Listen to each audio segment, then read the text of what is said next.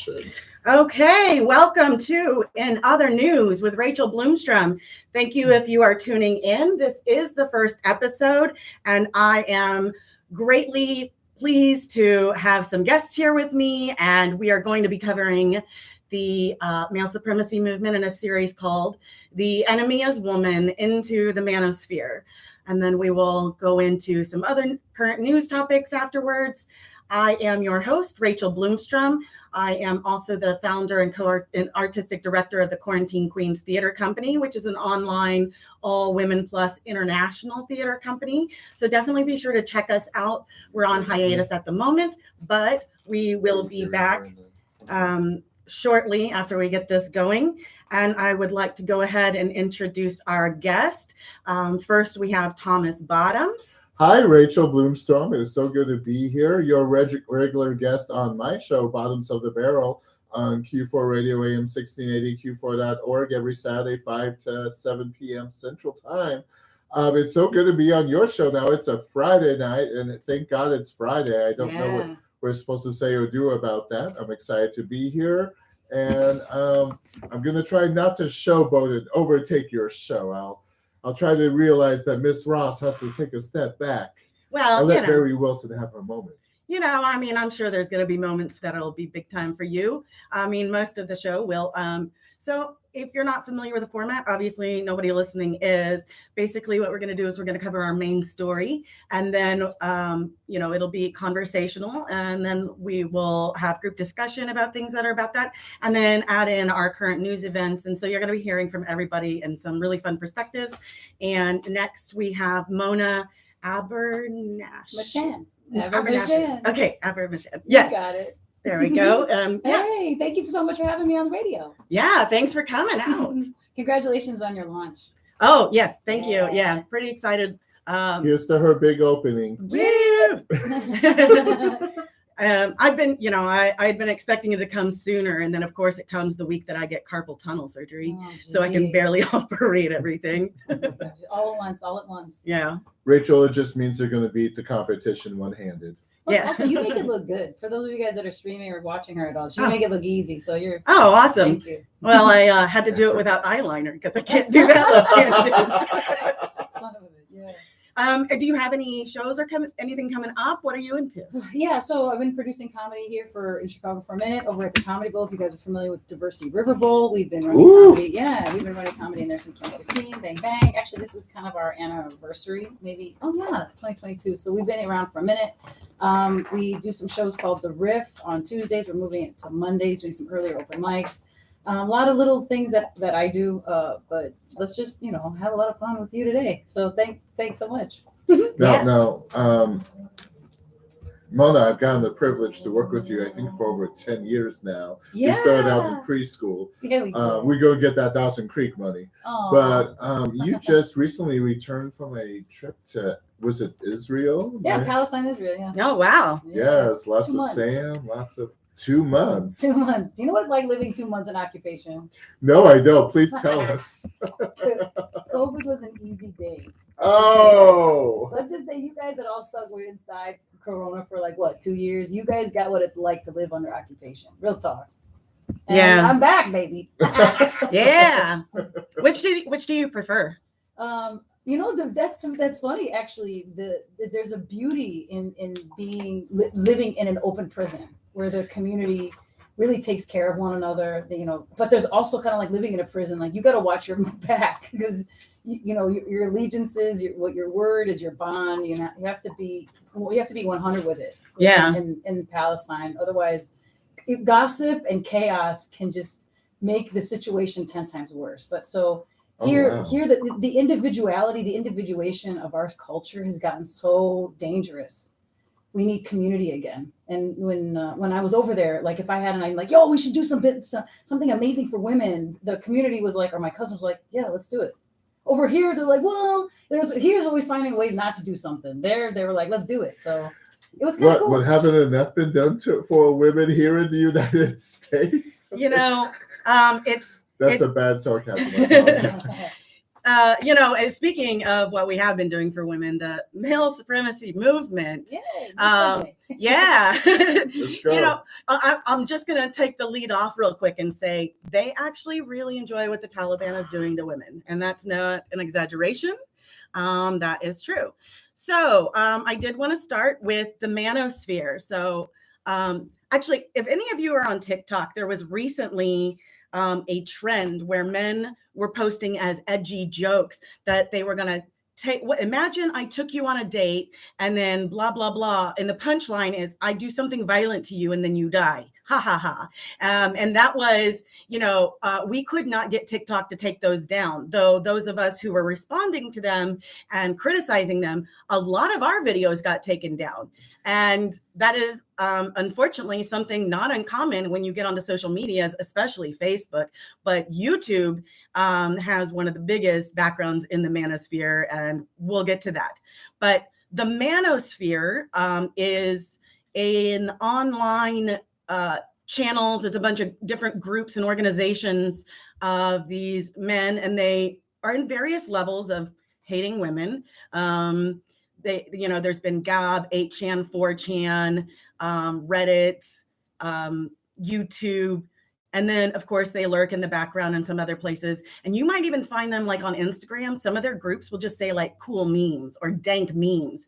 And really, they're passing off like edgy, insulting things about women. I'm sure y'all have seen some of these memes. And they're like, no, these are jokes. We're edgy. Well, she's been out of the country for 2 months, and I'm not on TikTok. I feel bad for signing up and looking on Twitter, and I question my Facebook use. Well, I mean, like even Instagram has these accounts, and they pass off just various memes as, like any misogynistic joke you can think of, and they'll be like, we're just joking. Like, no, they're not. And we know they're not. We have it on their pages where they talk about how they're not.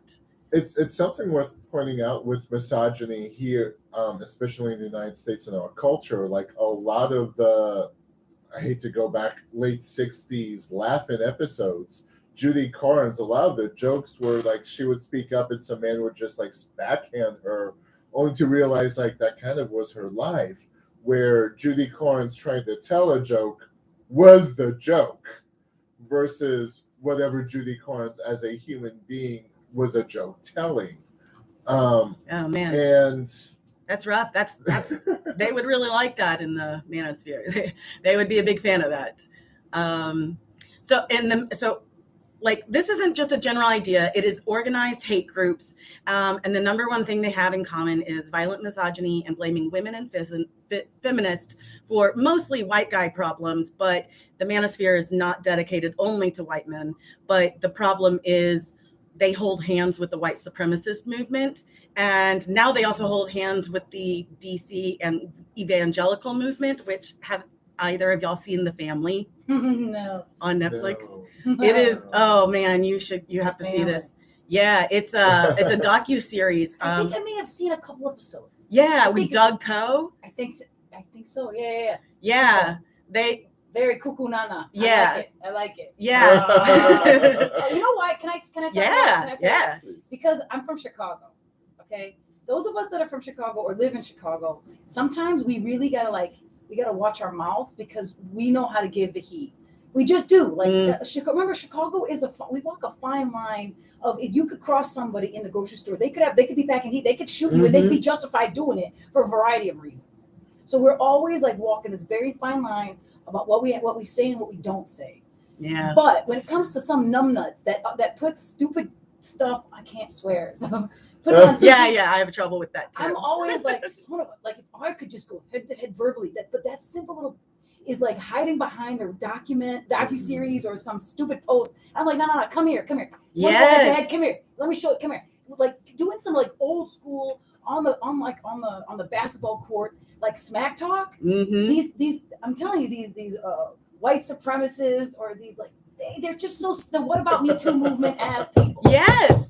I'm sorry. I just get all like I want to go head to head. I want to go head to head, but I have nobody to fight with. Well, I would love to invite one on the show. So maybe if I do, I'll bring you back. Okay. I know some people who voted for Trump, if you want me to call them. I mean, maybe not.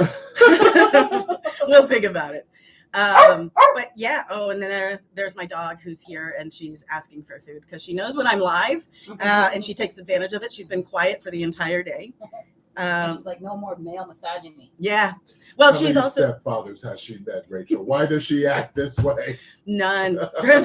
Like I literally quit dating after a while.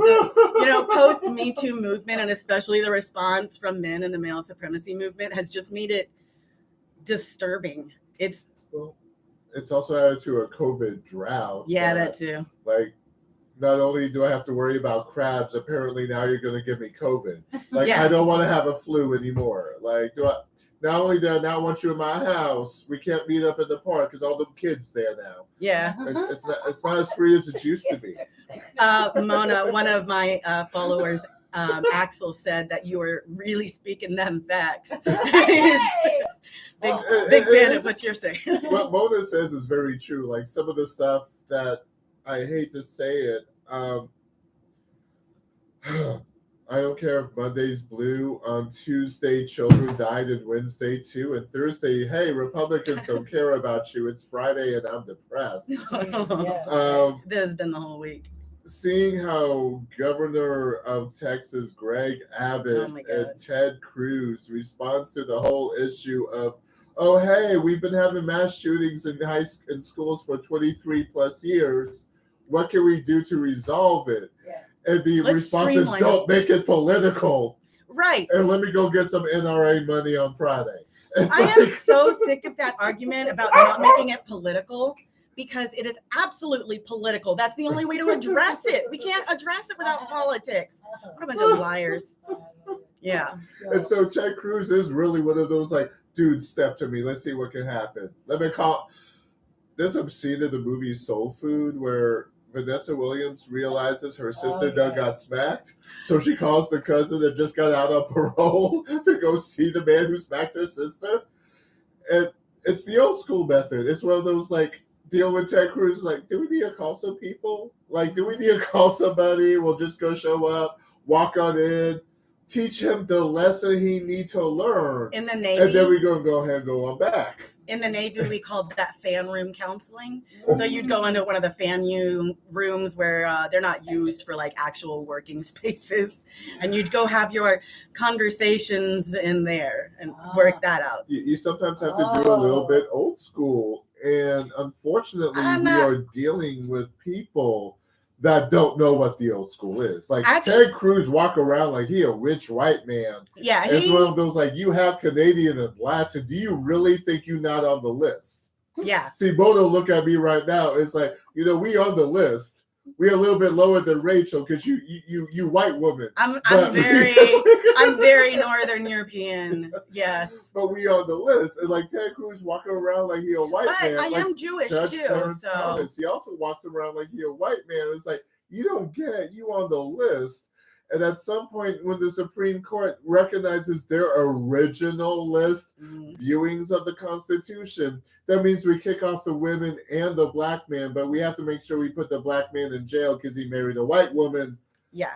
People off the court. Like, no, you have to understand that the laws change and the laws evolve. And Ted Cruz, I recognize Al Franken saying that he likes Ted Cruz because he realized very early on, like, you're just a jerk. Yeah. You are just a jerk, and I have to tolerate you for that. But Ted Cruz isn't up for re-election until, is it 2024 or 2026? Like, when is it? And it's going to be interesting to see what happens to him as someone of, Texas has a freezing moment, and he can't even do a public message to say, hey, open up your cabinets, run your faucets as a slow drip, your pipes will not freeze. You can't do that public message. Instead, he got his daughters and wife together to go to Cancun, Mexico, leaving the dog trapped in the house. Jeez. That's some ish right there. That guy is, we could do a whole segment on how problematic Ted Cruz busted is. He did, as all the Republicans apparently do, blame the spouse. Yes, And these women take it. which is straight out of the men's rights movement. And Ted Cruz is definitely one of the men who are up high, who will repeat the rhetoric without the problematic language. I mean, sometimes they get it, but yeah, and so I have to say, like, they might not be card carrying members, especially people in Congress and whatnot, but there have been people who are in the government. And like, there was a website for, I believe it was incels on Reddit, and they found out that one of the Republican congressmen, he was the one who founded it. And it was like a very violent call. And so I do want to make sure that we say there are different factions of it, and they do have different agendas, but they are all in agreement with the fact that women are the problem and that they need to be subjugated. And some of them are very violent about it, but mostly they are what's called red pillars. They're the red pill thing. And if you've heard somebody say they're part of the red pill, what that means is they believe now that they've had their eyes open. They were given the red pill, like in the Matrix. So now that they see that feminists are actually running this country and men are the ones who are oppressed. So you're telling me the straight white male hierarchy have taken the red pill from the Matrix and not from Alice in Wonderland. Yes. That had a female protagonist. We had to find our own, one would say a Neo version. By the way, Alice. Fun fact, the Matrix was actually basically ripped off from a story from a Black woman who wrote it in the 80s. And it was like, I think a trans woman wrote it. And it was a very queer version. And of course, they ripped it off and made it very white guy, but I wish I could remember her name. So look a little bit. Yeah, I need to look up her name, but yes. One of the biggest sci-fi writers actually was a young Black woman, because she watched the movie The Devil Girl from Mars, where the devil girl attacks some Irish cottage and she sticks her refrigerator on people. And I'm not really being exaggerating. Like, the monster looks like a refrigerator that someone put a head on and arms, and she would sick them on him. And so this writer watched that as a kid and said, like, I could write better than that. And she actually got some acclaim in sci-fi. I don't know if she's the one who did the Matrix. I feel bad I forgot her name. And all I can say is Devil Girl from Mars, which I did see in a theater one time at a B-Movie Fest. And when the woman who had known the guy for 25 minutes decided to go out and confront said devil girl, she was afraid he was going to die because he didn't know that she had loved him.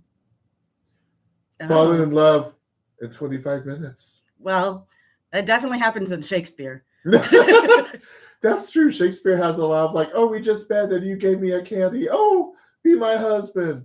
Like, you don't know his other views. Yeah. By the way, real quick, the Wachowskis are also trans. I did not mention that, but originally, yeah. So that's true.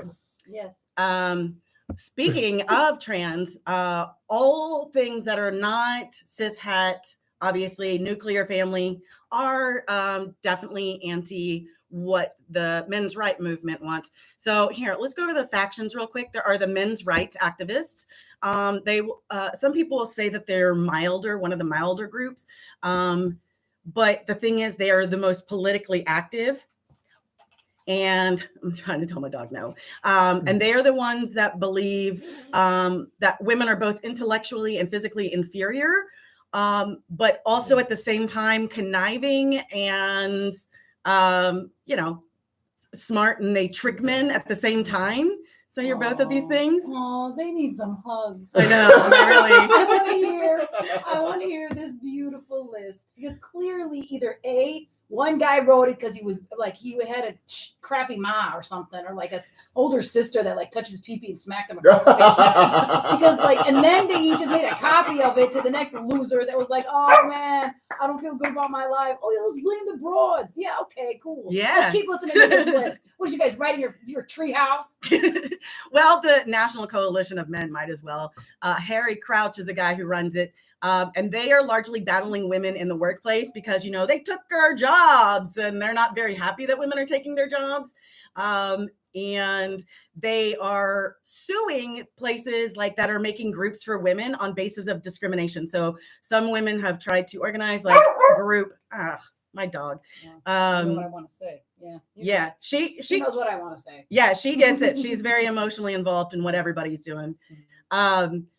They actually will go and sue women's groups. They had this work group of like women getting together to network and build up work. So they sued them and they bankrupted these women's groups. That's what they're doing. They're not going after men's rights. Like, so they'll say like the men's rights issues are like fathers are getting cheated in divorce, and men are more likely to kill themselves, and men are dying in war. Which, okay, there's some truth to that. But you want to guess what they do for that? Nothing. All they do is just sit around and blame women for their problems. They don't also start the war. They're gonna go fight it. Yeah, and they don't have any solutions for these guys. Okay, there's a counterpoint, and I'm going to recognize I own testicles, so I'm sorry. No, that's what you're here for. As for fathers in divorce, child support is an issue, and even going back to Meryl Streep's big break in Kramer versus Kramer with Dustin Hoffman, where she had her big break because Kate Jackson was unable to meet their contract, even though she was cast. They wouldn't let her have her Charlie's Angels contract. So Meryl Streep got the role. A big point. You're here, folks. You're here to hear first. A big point of that movie is that Meryl Streep disappears. Dustin Hoffman raised the kids, but as soon as she comes back and says, "Hey, I want custody," the courts give it to her. And this is being brought up to me recently because, again, we can discuss like if mama abandons child and daddy raises child, the courts probably should not give said child back to mama because mama abandoned child. Right. But I had to ask my mother recently how my father got custody of my older stepbrother, which was unheard of in the 1970s, even though I am only 21 years old. Mm-hmm. I sound 20. I don't even sound 21 on radio. Oh my goodness, I sound used and worn. It's like Marianne Faithfull trying to pass off as a 15-year-old ingenue. But my father, my stepbrother's mother, I have no relation to her. She actually was really bad, and she lost custody of both her sons. So, I mean, a friend of mine is definitely raising his son by himself, and the mother, like in Wisconsin, no matter how many times she fails, they keep trying to make her be in his life, and the kid is super suffering. But that's because, I mean, there is some bias and sexism in the courts over divorce. They normally, like, I had to ask, like, how did my father not only get custody of my older brother, but had so much custody that the mother had no visitation rights? Yeah, that's my father rough. Did, as a good man, make sure that the mother got to see the son, my older brother. But it was also situations of other relatives had to step in, because if there was a 4:00 meeting for him to see his mother, sometimes she didn't show up. Yeah. And so you still have to be there exactly, for the son. Yeah. Okay, now the second argument. So that's the child support issue. I think, and it's a sad ideology, but it's been said to me back even in the mid-90s, is apparently a bit of the white man's identity is having power over other people. Absolutely. And they're losing that power, and they're saying, oh, now we are red-pilled. Feminists are in charge. And it's sad that they're viewing it this way. And also, I think with the white people mentality, and I'm not sure I qualify for the white people mentality, but we'll just go with that because I'm a gay white male. Immigrant family to the United States, first generation foreign born, tell me where I am. And yes, I've been told to go back to my own country. And during the Trump era, one of the highlights is I got to embrace my own culture of the Dutch, who the Dutch are apparently so blunt that the Germans are like, can you sugarcoat this a bit? Yeah, they are. Yeah, we're Dutch. Yeah. I'm Dutch. So obvious. It's so obvious. It's you, so obvious, Thomas. No, but also that the Dutch are so obvious. Yeah, no, Like, very- I know what you meant, but I was Okay. just gonna send it. So these white people accusations, and I don't want to throw the issue of race out there, but with the recent shootings at Buffalo, which it was a white man with a white Right. supremacist manifesto, goes to a I actually have black that manifesto. neighborhood grocery store to shoot 10 black people. Oh, what was his motivation? He must have been depressed. This poor white man. It's like, Well, that's no, why the motivation was he was going there to kill black people. And I hate to say this with the Uvalde. I'm pretty sure he was in the Manosphere. I'm still working on getting up details on that. I did get the manifesto from the Buffalo. The Buffalo one was blatant, but Right. this one we need to comment. Is our response, and I hate to say this, I'm going to say this as politely as possible. Until I was 15 in the school system, all my school pictures, class pictures, and everyone from that class, we get those, right? Like they still give those out, like class pictures, and this is everyone in my class. Picture Okay. day. Picture day. Picture day. Thank you. Shout out to all the independent contracting photographers that do picture day all the time. Thank you. And it's Get one of sick those. from those weirdo kids. No, I'm just Until sorry. I was 15, it was like, where's Tommy? It's like you point out the white person. Do we need to recognize that the Uvalde were predominantly Hispanic children and Hispanic teachers? Yes. It's like, is this why Governor Abbott and again Ted Cruz, who doesn't realize he's Latin, are suddenly like, well, we need to move on. Well, we These should things mention happen. that he is white Cheers. passing. So, but I mean, we'll get to that. We'll get to the shootings in a little bit. Yeah. So those are all on the. Any comments? Yeah. Oh, are you in the middle of saying something?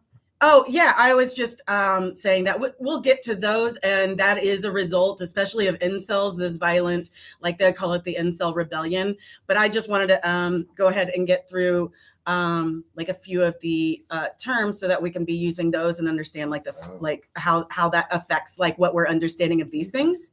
I have to openly admit I have not been taking notes, but Mona, you have. Yeah. And as a white cis male here in the United States, I am going to go ahead and take advantage of the notes and intelligence of a woman sitting next to me. Are you okay with that? Yeah, I wouldn't though. Yeah. Okay. The rambling on this paper, you don't want any of this. Yeah, I'm ready for it. I mean, and Axel says he's officially a Mona stan. Oh yay! So one of the things I wanted to know is, as we were talking about this, something beautiful kind of came to fruition. We were talking about that right now in the courtroom space, it's so heavily supporting women. It's actually making it almost dysfunctional in the family dynamic to get at this point harmony, yes. clarity. We're not supporting men enough. Yet in the 80s, it was so brutally difficult for women to even be heard. Right. So my question is how long for the comeback? How long for the swing back? Because in comedy, there's always the comeback. So I want to know, how long does it take for either a movement to then hurt itself? Right. Or the way we make laws, are we actually addressing, do we have a healthy modality to really honor the child? Number 2. And number 3, just because the powerful people in the past took out reincarnation from the sacred books doesn't mean it doesn't happen. Yeah. Right? You're a piece of whatever as a male now. You may have been a female and all it is self-harm. And number 3 or 4 on my list, just because we're not burning women at the stake now you're surprised what women are capable of. Sit down, shut up, take a piece of paper and a pen. Let's start figuring out what women are capable of. Honestly, I mean, I think we really do need the balance of men and women. And sorry, Christians, but ever since you started spreading everything, it took a whole bunch of matriarchal societies and then shoved women out of the way. And now look how unbalanced and dysfunctional these societies are. We're in the Aquarian era now. So go. But something that's interesting about the churches is attendance and congregations are going down. Get me started on that one. Get me started. But politically, churches are becoming more powerful, which Get me is started. worth pointing Get me out. started on it. And I count myself blessed that I really wasn't raised with religion. My Mashallah. father was Southern- Methodist or Lutheran, but we didn't go. Southern Baptist over here, even with home lessons. Oh, But I did get away I don't from even it. think I have a Bible in my house. And you say you were Jewish as well? Okay, but see, my family doesn't really talk about it. I just when they moved here, at, like the turn of the See? 20th century, Yeah, something. we're very yeah. Like I didn't even really know for sure that I was Jewish until I did a DNA test, and then I'm like, oh, okay, yeah, I am. And I feel like I always felt kindred to the Jewish. Are we low key, all of us, kind of a little bit? Turns out Jews have wandered the world a whole All lot. I'm saying. That's all I've been saying. I mean, even one of my Jewish ancestors was traced to the Han Dynasty. See? Yes. See. Thank you.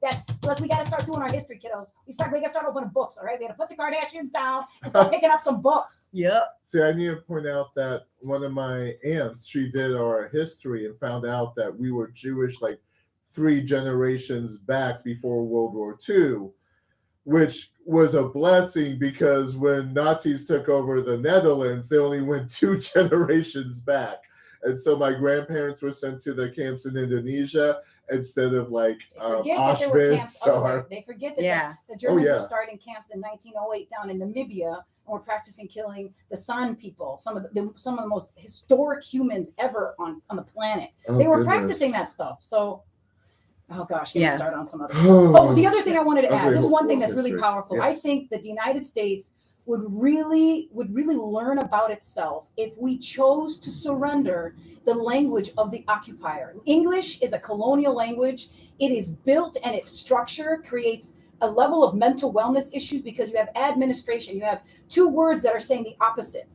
Our language is something that is structurally affecting us because it creates anxiety. It's a colonial mindset where you have purchasing and consumption modalities, whereas if you're speaking Chinese, Arabic, German, some of these other languages, it's far more harmonious. There's cause and effect involved. There's like quantum physics in Arabic. So I'm not just advocating that, but really America, you're going to go into anything. You got to like really learn that English ain't the best language, and sometimes really English is the same kind of English. When you're talking to someone in Australia, that's a different English than South Africa, than in America. But our arrogance has gotten us extremely publicly dumb, and we're causing more problems. Well, and not only that, there's studies that suggest that we don't really think without words. And when we don't have words for things, it's harder to think about them, right? Oh. So like before we had language to talk about all of the queer spectrum, a lot of people had trouble understanding any of it. And now at this point, I think we have enough language that we can kind of ease up on using all of it. Yeah.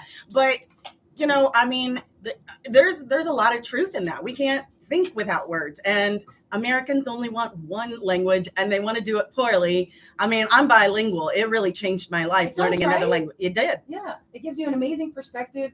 It actually it affects like just all of it, especially if English that you're speaking now in 2022 is already pretty globalized. So having some kind of context, like for example, the Kardashians, if you know anything about that last name is a very complex last name. Well, if you're from, Boo-Foo, Texas or Iowa, and you're writing out Kardashian, maybe take 2 minutes and be like, I wonder why there's so many letters in this name. All right? I don't know. Maybe I should open up a book and be like, oh man, Armenia, Turks, genocide. Wow. Maybe this is kind of beautiful for this family to get kind of like they're just desserts. But even if that thought process was going on, that would be something quite innovative for my American, brothers and sisters. Mona, that might make white children a little uncomfortable. Yeah, right. They might have and not all white is the same white. Will it upset the children or their parents?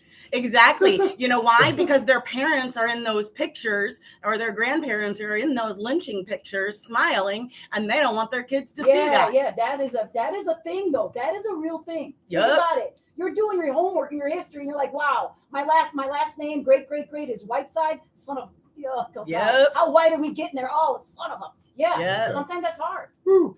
Okay, Mona, you brought up a lot of issues. Number one, English was never the first global language. It was actually French. But I agree with you. It's like, why is it English? It's because the United States has grown so much, and I've traveled a lot that I've sometimes been places where I'm like, God is an American, and we're all going to die as tourists. That's a good T-shirt. Write that down. You write that down. That's a great T-shirt. is that the United States and the culture has spread out so much like fungus that even something like K-pop, dumb to throw out, but it's Backstreet Boys filtered through NSYNC. You double the members because if someone complains, you fire them. It's no problem. Well, and you just mumble words. One thing, one of the followers said that children don't identify with history until their parents teach them to. Bang, bang. And that's true. Or they bump into it. Like if you're in the city of Chicago and you're getting on the train and you're seeing a homeless guy, like there's either you bump into history or your parents teach it to you. And you mentioned, Rachel, the English word and what means something, whatever. That's a lot of philosophy from ancient Greece with Plato, where, like, what is a cat? And it's symbolism. Plato's idea of cat is actually the word cat. It's not the physical being in front of you that's your pet. It's not a picture of a cat. It's the word cat. Yes. Like an agreement that we're all agreeing that this word is the thing. It's abstract. Yeah. And it's like the symbol replacing it. Oh yeah. Maybe I'll do an episode on words. There is a really, really great radio lab that's covered them, and so. And as for speaking of our hereditary and things that we per se hate, and I'm trying to figure out how we get into this one. I did watch a documentary about the children of the Nazi regime. Me too. It's very interesting. That was like the biggest orphanage after the gates opened, after Auschwitz opened. And actually January 27th, 1945, you had the largest orphanage in entire Europe and Asia, Eurasia. The documentary I saw was actually the children of the Nazis who experimented on people. And there was the one guy who saw himself when he was 4 years old playing at the gate at Auschwitz, who then got to visit as an adult. He's like, oh, little kid, I get to play in my playground, without fully realizing what his hereditary was. And then there was the other flip side where the brother would not go on camera at all. The daughter agreed. She was in her 40s. She lived remotely Arizona desert, no connection to anything. And because she realized her father was one of the biggest experimenters on human beings and horrible human beings, she openly stated that her and her brother chose to get sterilized, that whatever genes we are carrying, they're gonna stop. We're going to stop this. Wow. Which that's powerful. It leads into themes of genes here, and I guess Tucker Carlson's racial replacement theory, which I think is hysterical, but keep going. Well, I just real quick before I get back on my list, my cousin and I, we started a podcast called Cousins Critiquing Content, and we're doing anime. And so I wanted to do a short episode on like the history of anime. And it turns out that a lot of it was heavily influenced by the German Alliance. And so when you watch a lot of anime, you'll see a lot of blonde hair, blue eyed people. There's a lot of human testing in some of these shows. They even have, episodes that are fully about like the Germans. And I just thought that was super interesting. I didn't realize how influential the Nazis had been in Japan. And also, do you guys get like that our modern media is a propaganda machine that came from Germany? Definitely designed by it. The way we consume media and believing it as true and then generating our life based on information from one source, that was literally propaganda from the Nazi. I believe. It was definitely developed that way. And then Russia tried to develop theirs based on how successful our campaigns are. Yeah. Now, you bring that up, and I have to point out very specifically, because you've said it a couple times, you've said that word. I always thought it meant skank in Armenian, but apparently Kardashian means something else. That's a bad joke. I'm stealing it from someone else. But why do I know about these people? why do I know about their lives? What have I done? I've never watched their show. I haven't watched her sex tape. I guess I watched for the love of Ray J, because Ray J's mildly cute, but I have no clue what his penis looks like. Do you guys get what happened? They infected us. I figured out, I'm sorry to interrupt, but do you guys get what happened? No, I don't. Please explain. All right. Miss Kardashian was Brandy's assistant. Miss Kardashian stole Brandy's crap. Are you talking about Brandy the singer? Yeah. Oh, Brandy I love her. Brandy the singer, whose brother is Ray J. Yeah. Her assistant not only stole from her, but then used her brother as like media hostage. And then in order to leverage what? Like I still can't believe that we're even talking about this family when poor Brandy got screwed over twice. She got stuff stolen from her, and then she's made to look like a chump while her assistant basically does her brother and then blackmails it. Like what Man. dude, like nobody unlocked that. What is that? Well, I don't really watch the Kardashians, so I missed I it. don't So I'm watch glad it to hear either, that. But I loved Brandy. Why do we know about their lives? Brandy should be president after all that. What the? Yeah, I'm all right with that. And when I was in Detroit last week, I watched a film, How to Marry a Millionaire, with Lauren Bacall, Marilyn Monroe, and Betty Grable. And there was a Harry James joke, and there was a Diamonds Are a Girl's Best Friend joke, and there was an African Queen joke. Now, ask me, do you get those punchlines, or why do we know so much about the Kardashians? No, we don't. No, because Hollywood has been hypersexualizing women the whole time. Oh, yeah. Those movies were not healthy. All right. Yes. You know what? You go around and you watch Sex and the City right now. Some of the garbage that is in my subconscious that I've had to meditate and ayahuasca the hell out of me. Oh man, let me tell you. And then after Twiggy is when we really became obsessed with women's bodies looking more like young girls, hairless, and it's disturbing. No. It's part of the pedophile culture.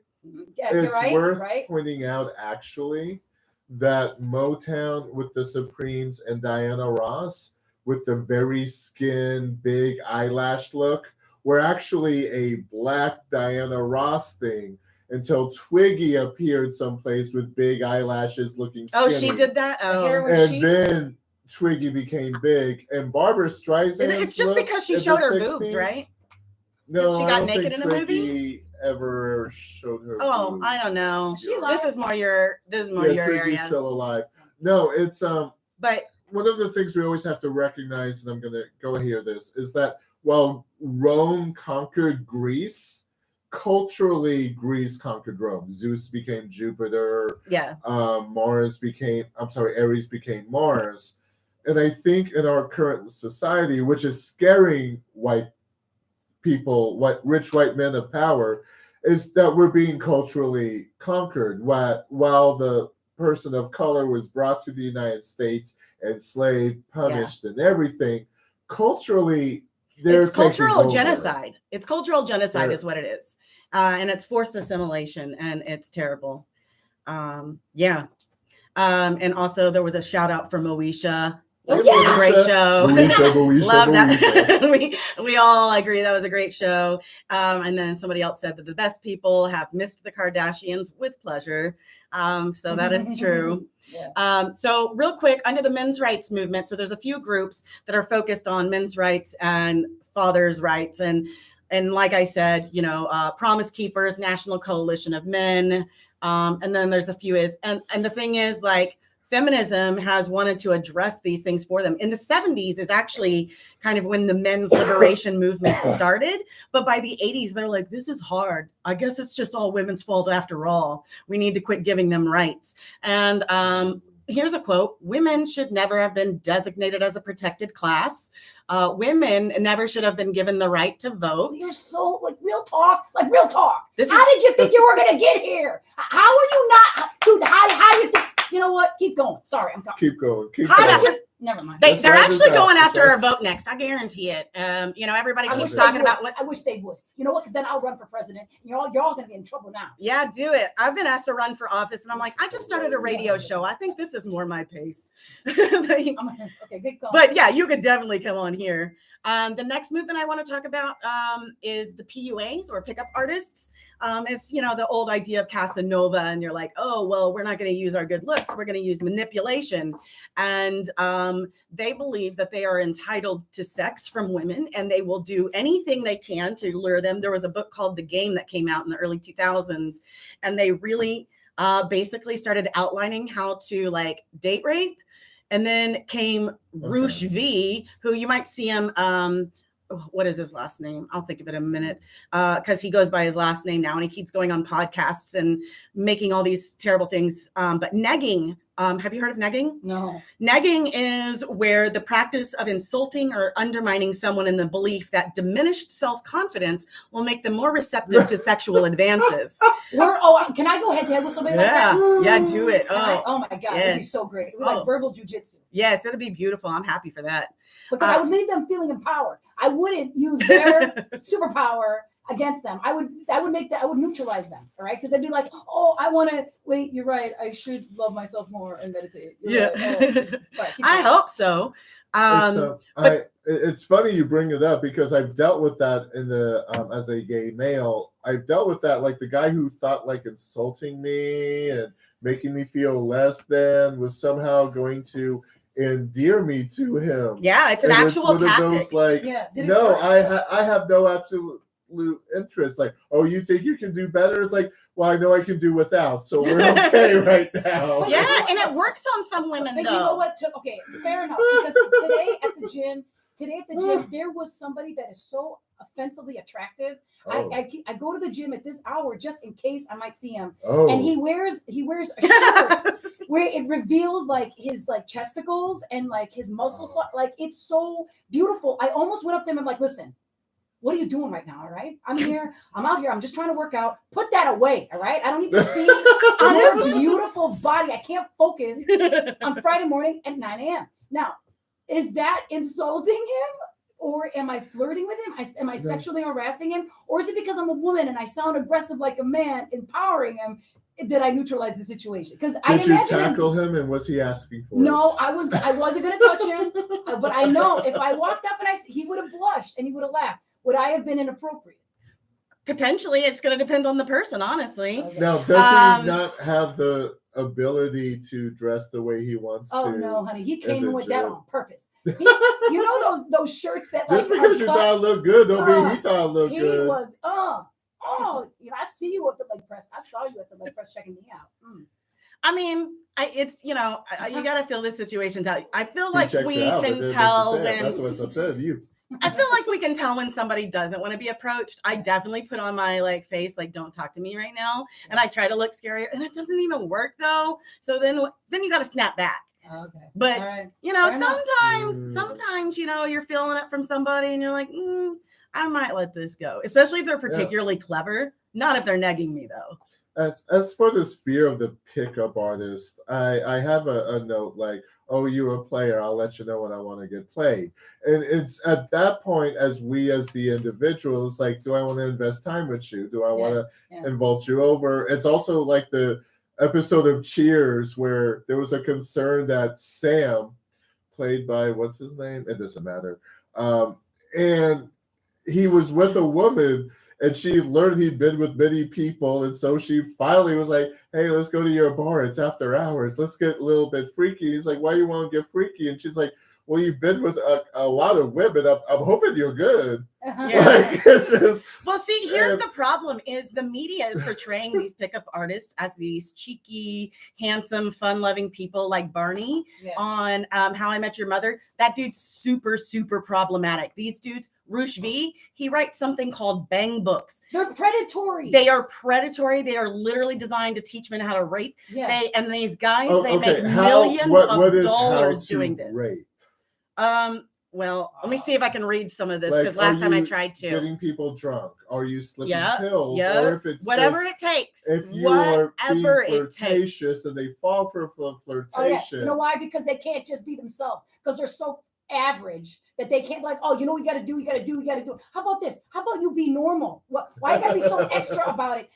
Obviously, you can't see you. You can't see your potential. Be normal. Who are those people? You gotta get abs, you gotta do all this extra stuff, and you low key, you gotta roofie somebody, real talk.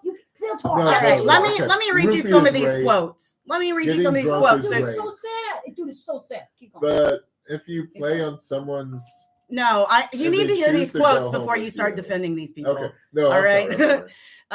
So Paul Elam, who is famous for Bash a Bitch Month for October, that's the month he's calling for. Bash a bitch. Yes. Month. That sounds such a feminist. Yes, well, that's also strong Domestic Violence statement. Awareness Month, by the way. Wow. So yeah, that's what they think. So here's a quote from him: relationships are female dictatorships, and a shallow, parasitic female is considered good breeding because women are only good for sexual pleasure and breeding. Then he says, pussy is the only real empowerment women will ever know. Put all the hopelessly wishful thinking of feminist ideology aside, and what remains is the fact that it is men, and pretty much men only, who draw power from accomplishment, who invent technology, build nations, cure disease, create empires, and generally advance civilization. Women, whether acknowledging it makes us feel warm and fuzzy or not, depend on men for all of that. And the only tool they have at their disposal is any sort of influence from that. And it goes on. Okay. Yeah. Have you ever lived with a man? Sometimes they can't even find their own pants. Okay, whatever. Can I just say whatever? Yeah, they think that women also are men's rights activists. Thinks that men need to get married because women tame them. So they're both intellectually superior, but can't control themselves. See, that's what I'm saying. Their laws. It's full of contradictions. Yeah. Keep going. That was South Africa. Just shout out to all my South African friends. Don't talk cock means in Afrikaans. Don't talk. Here's one. Women, please listen to Whoopi Goldberg. If you don't want to be slapped, backhanded, punched in the mouth, decked, or throttled, keep your stinking hands off of other people. A man hitting you back after you've assaulted him does not make you a victim. No. Deal with it. Okay, we need to dial back. There's a couple of issues here. First of all, roofing a woman is rape. Getting a woman drunk and hopes to seduce her is rape. Not taking no multiple times over and over again is coerced. No is no, coercion. And as a gay works. male, and here, quick, I just want to say the reason that it works is because there is the general societal threat that they will harm us, because we are harmed enough that anytime somebody starts getting pushier and pushier and pushier, there is real fear there, and it is justified fear, and letting something happen still is rape. Just get it over with. I mean, there are male politicians who say that because they're afraid of getting beat or killed. As for, and this is being brought up very heavily in the Johnny Depp versus Amanda Heard trial. Amber Heard, thank you. As a male, and I'm over 6 feet tall, I'm over a certain weight. Yeah, you are. You are, Thomas, birthday call 555. More bouts to the abs, boo. I do have to openly state I don't like being hit. Yeah. If someone's going to hit me, you need to be aware that either A, I'm going to hit back, or B, I'm going to grab you and restrain you. And when I restrain you, that means you need to stop. I mean, and if that does not occur, then we will see what happens. I don't like being hit. I grew up with very abusive parents. I don't like being slapped by women. This is a very violent culture. If a woman slaps me, I'm going to grab her by the wrist, and then you pin her down. And that is what actually, in an episode of Judge Mathis, there was a woman suing her ex-boyfriend for money and emotional and physical abuse. And she talked about the bruises he left her. And he's like, where were these bruises? And they were like, well, they were on my forearms. They were on my wrists. And he's like, how did he put those bruises on your wrists? And he's like, well, she said, well, I was slapping him and he grabbed me by the wrists and pinned me to the ground. Yeah, that's not okay. And Judge Mathis said, ma'am, he did what he was supposed to do. That's not domestic violence. No, she's the stop abuser. hitting me, and pinned her down. That's I've one of the actually things... dealt with people, including women, that said pinning a woman down that's slapping you is domestic violence. So I mean, there's the argument that all you're supposed to do is walk away. And ideally, always walk away from violence. But if she hits you with a board or grass, stab you with a... I mean, you're getting into very specifics about it's a lot of shades of gray, but no, it's not as many shades of gray as a lot of people make it, though. I think it's pretty clear when you put your hands on somebody, that's assault. So Amber Heard clearly was the abuser in the relationship with Johnny Depp from everything I've seen, and I've been pretty connected to it. I wanted to read you another one of Roosh V's quotes. Yeah. Roosh V, okay. Yeah. Make rape legal if done on private property. I propose that we make the violent taking of a woman not punishable by law when done off public grounds. If rape becomes legal under my proposal, a girl will protect her body in the same manner that she protects her purse and smartphone.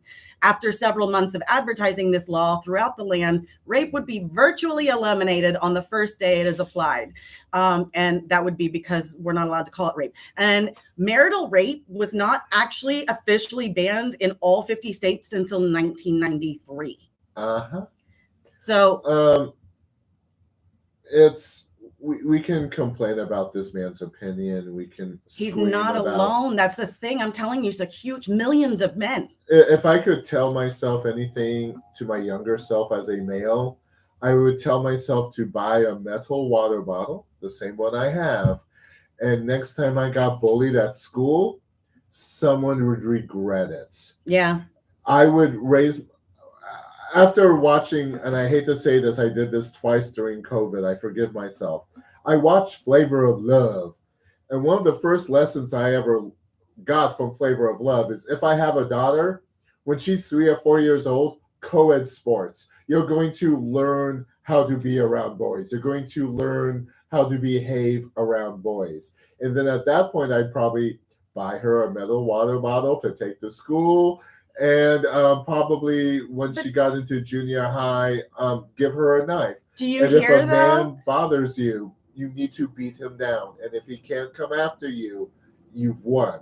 But do you hear, though, that this is what we're always doing? We're always teaching women to protect themselves, and we're letting men get away with it. We're letting them do these, and there is not enough teaching on them. And so I've been reading a book called Men Who Hate Women by Laura Bates, and she's a social scientist. And 38% of all internet traffic on smartphones internationally is on YouTube, and it is primarily on the millions of hours of this right-wing male supremacy. You start at the top with Jordan Peterson, sometimes Joe Rogan, starting to include Russell Brand slowly, and then they have all the cleaned up language, and then it takes you deeper and deeper. And if you let those run, it will always take you. They've done tests. It will always take you further into the manosphere, where the ideas become even more violent. So these guys are literally being trained, and they've been studying teenagers who think because widely available porn, the first free stuff, if you Google porn, the first stuff you find is going to be all violence on women. So now teenage boys literally think that they are smarter than women just biologically, and also that it's normal for girls to cry during sex or foreplay, and that they are supposed to be doing these things violently. So that's where we are at this point. Now we have teenage boys who believe these things nonchalantly. Like, what do you mean this is wrong? In the 70s and 80s and in film and a lot of pop culture, if a girl said no, the man was supposed to convince her or pressure her until she finally gives in. Yeah. So they're to harass this woman. And in the 80s and the sex comedies, it became a little bit easier because the women apparently had less intelligence than your dog Reese and didn't know how to work most basic doorknobs. On the flip side, though, looking at these films, it is a bit of a man is somehow expected to debase himself in so many humiliating ways to finally, hopefully, get that good vajayjay. But like that's That their ends opinion. in When 10 literally seconds. all you have to do is like not But think these that are good women. lessons. Right. It's not the lessons. Thank you, John Hughes, for ruining an entire generation of men. Mona, you got something over there? You know, I've only seen The Breakfast Club once. I hated those people because they were rich white people of privilege. And the second thing I really hate about the film is that the goth girl got a pretty makeup over to finally go be accepted by everyone else to go out with the jock. She This is worse. the equivalent of Jade Lade being abducted by the fashion club so she could go out with Kevin, the QB. Jade Lane deserves a little bit better. Yeah, it was ridiculous. And then the final two groups, there's MGTOW, which is men going their own way, and they present themselves as male separatists and have chosen to remove themselves from the negative influence of women entirely, except for they still won't leave us alone. Literally, if you go in their forums, all they do is talk about us, and they got to constantly scream and seek us out online and campaign away. And they don't even campaign to raise awareness about men's issues. They just detract from women's. That's a pretty small one. And then the final one, the big one, the most violent and dangerous one are the incels or the involuntary celibates. And they are driven by their hate of women who refuse to give them sex, which men are owed, just like the PUAs believe. And they try to find any woman to have sex with them, even with coercion. They agree to that. And their anger is one of the most full calls to violence. Sexual assault is justified because women don't need any more. So how else are they supposed to get it? Because sex is a commodity to men. One of the things they proposed is like, oh, well, what if we just get a whole group of women to provide sex to men so they can calm down? Instead of men quit thinking that they need sex. Like, we don't need sex. It's not a necessity. And these guys, obviously they do, because they're not getting it, and they got to get together and write lists and stuff and sit and wait for it and get angry about it. Well, that's because all they do is convince each other. Like, rather than just like be better they should people, make out with each other. They should Just wrap it up. Oh man, I got to read you this quote. Just do it. Is Literally. this like male? There's this much sexual repression in this country that it's created this kind of cuckoo nana. Just make out with each other in public and stop being so pretending to be so puritanical in this country. Jeez. Yeah, well, they're that's so full of it. That's why they would rather be pro-rape. Let's make rape legal. And they're holding hands with the white supremacists. So keep in mind, this is a largely white male group holding hands with the white supremacists. So they want to force rape. They want to be able to rape white women and then not allow them to have abortions. And so this is another way to force the population. This is an actual thing that they are doing on purpose, out loud. Is anyone listening to them? Is any women in there? Are there some women hanging out with like, you know what, dude, you're spot on. No, Go ahead, but you know how who does that is? work? You know who is? The right-wing Republicans, the far right. They are male supremacists. They are white supremacists. Rick Santorum, Trump, they call him their wolf king. Dude, there's only like 5 of those guys left. When are they going to die off? There's way more. TikTok, please. TikTok. Yeah, there's way more. I'll bring a list next time of all of them. No. But like, I'd rather talk about new salsa that's coming out from Tostitos, or new dancing techniques called salsa. I'd rather talk about. No offense, just go ahead. As someone who's currently live streaming this on the media, and you're live streaming this on the media, and we're stand-up comedians, I have to wonder if this is just a group of whiny men just licking their wounds because some girl told them no. And fourth grade. But see, that's the problem. That's what people think. But they're actually CIA, one of number one threats to people. There's a huge history of them.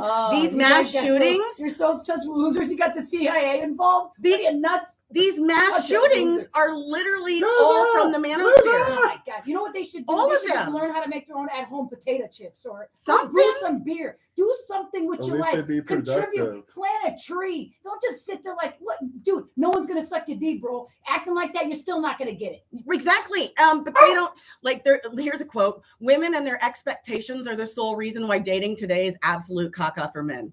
Yeah, because we expect them to be decent people, and they're like, no, we're just gonna take it. Yeah, and they obviously care about people's opinions of them. Otherwise, they wouldn't have written the list. They'd be quiet. They'd be at home thinking about a sale of like yogurt at 7-Eleven. They wouldn't be thinking about, oh, you know what I would do? It's Tuesday. I feel like someone hasn't sucked my dick enough, so I'm gonna write a list. Get out of here, dude. What did you put that on? Did you put it on online too? Did you go online? You're such a loser. They literally wrap their identities in it. And you know what? Because the way I'm talking right now, that's probably what happened to him when he was in 7th grade, and he realized, oh my God, I really like Sarah Patel. She is half white, half Indian, but you know what? Her family's probably strict, and maybe that won't work out. So what I'll do is I'll hate myself a lot and never move on, and then create a list with a bunch of other numbnuts that like this, that they smell like cheese. Yeah. Now, what's interesting about this list, and I'm bringing it up because I'm going to make changes in my life after Memorial Day. Knock on wood. Don't quote me on that. You got it. You got it. And then he goes, second right Mike's to Hard Lemonade. Second Mike's Hard Lemonade. But it's interesting that this list is a lot of what other people aren't giving them. That's versus, I hate to say this, that's all like it my is. list is like, okay, I need to get up. I need to exercise. Yeah. I need to not drink. I need to not smoke some because weed. you love yourself. I need to, like, think, right? I've been drinking too much. It's not getting me where I need to. I need to write. I need to because work you're out. holding yourself accountable to your own actions. I at no point am I saying, Rachel Boda, Well, you need to give me money. No, but you know what? Though, That is exactly their mindset, Dude, that though. is an immigrant thing, though. You, Thomas, no offense, bro. You may call yourself white, you may call yourself gay, but first you're an immigrant. No offense. My father's an immigrant. First generation there's a forward level, board, yeah. there's a level of not just gratitude, but a type of gratitude where you're actually listening and paying attention so that you can study and understand your new homeland. So you come at English, you come at culture from like a type of gratitude that some of us that were born here literally couldn't write all 50 states and their capitals, and they say they're how American they are. I was doing that when I was 7 years old. We had a blank map, and like that was one of my favorite things to do, is be able to get all the states. Yeah, My I don't know, mother super had proud of that it. issue. Like we had to know the states. Yeah, and but Jesse capitals. over here on the west side of Chicago right here, he didn't do it. He doesn't give a shit. No, they don't. He don't have to. They don't. But it's one of those, like, if women aren't talking to you, like, what are you doing to not make people want to talk to you? And as for women, I wrote down, like, sisters are doing it for themselves. It's like, if I can get my own house, I can take care of my own business. Yeah. And I hate to say this, and that's why there's ladies' night and not men's night. It's like, if you got pussy, you never pour. Like, there is probably a list of guys you can call out, come take me out for dinner, if you are that desperate. Well, and that's the thing. That's all they think of us, as sexual gratification. It's not, oh man, I wish I could find a meaningful relationship. It's like, no, how do I get my pee-pee wet? Like, that's it. And it's and so they think but culturally, they don't it's know anything about tantric energy, and they do not have any intention of being better people. They've been addressed with that. They're like, you just need to lower your standards. Yeah, it's interesting also though, but they want to get their dick wet. Something that, and I think we're old enough to remember, with Madonna in the 80s, like she was slut shamed with all the way around until finally it's like, okay, here's the porn star part of me. You really want to see it? Yeah. And when she was 25, like they could attach her to 6 guys at the age of 25, and she was this raging slut. Yeah. And there was even some rumor that she would drive down the alphabet streets of New York City, picking up young Johns. The Kennedys had like 30,000 more than there. Right? I mean, it really is seriously like. Yeah, the Kennedys, Prince, the hair bands. It's like, really, Madonna had sex with 6 guys. She married 2 guys. Like, she the hoe? We're supposed to be the Madonna and the slut. Yeah. She got lucky with that name. Yes. But on the flip side, what is going on with our culture that we look at Ariana Grande, who looks like she looks 12, bro. A busted 12-year-old. She looks 12. But has a good voice on the playground. And how is she still famous and everyone's mimicking her with her fake ass hair? You mean brown face? And all her songs are about a man needing to either satisfy her or she's horny and needs to be satisfied. It's number one. I agree with you, Mona. Like she's straight up kiddie porn. That if you take her, young. if you take, she's not a woman. well, America doesn't she's know what women 24. are. She just Well, they happens don't to look like 12. women. America's so obsessed with youth. We're not allowing women to look like women. That's because they're easier to coerce.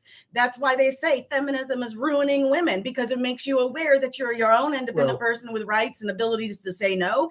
And that makes you bad, because how are they supposed to control you and get what they want out of you and have you provide the things that they want? And we also, a really divine woman knows when to say yes and when to say no. Like, it feels like we are ready for a divine feminine and divine masculine revolution with women of color. Have you ever gone to like a black grandma's house or a Latino or an Arab woman? There is a beauty, it's almost languageless. There's a sensuality in our divine feminine that you white women need to be quiet. Not everything needs to look like Queen Elizabeth, all right? Plus, that simple bitch is half Arab anyway. I don't even want to go down that route, okay? Well, not to mention, so as a white woman, like we're raised to be more submissive and coerced. And like, I always envy, like I was 50s, lucky. That 50s house mom crap. I was lucky. I had a lot of black girlfriends, and like their families, like they were so matriarchal and so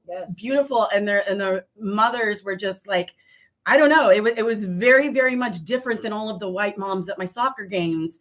And I don't know, like I definitely agree with that. White women are missing out on like their divine femininity and the woman in them, and as we try, then the more we get beat. As we've gone into our 50 plus years of feminism, number one, feminism is viewed as a dirty word. Feminism. Feminazi. Feminazi is viewed as a dirty word. It's also worth pointing out that the strongest proponent of feminism in the past 10 years has been Beyonce, which, as a gay white male, I need to point out I have a couple question marks, because Beyonce, as a feminist, a good portion of her career was controlled by her father and now controlled by Jay-Z. Beyonce, as a feminist, went out. How much do you think you really think she's controlled by Jay-Z? She went out on tour and called it the Mrs. Carter tour, taking his last name. And I'm not saying a woman married to her husband cannot say, hey, my identity is my husband's wife, but we're getting into some Invisible Woman, Invisible Girl, Fantastic Four to married to Mr. Fantastic. And he cheated on her publicly, and then he cheated on her, and the whole album is "I Forgive You and Take You Back." Right. So so to play the other context card, not that I'm advocating for anything, but let's look at something from different perspectives. Okay. In America, we have not allowed very powerful Black men and women to have a powerful union and partnership that people emulated. Okay? They are like a public figure that are actually showing their ass to everybody, but also working it out.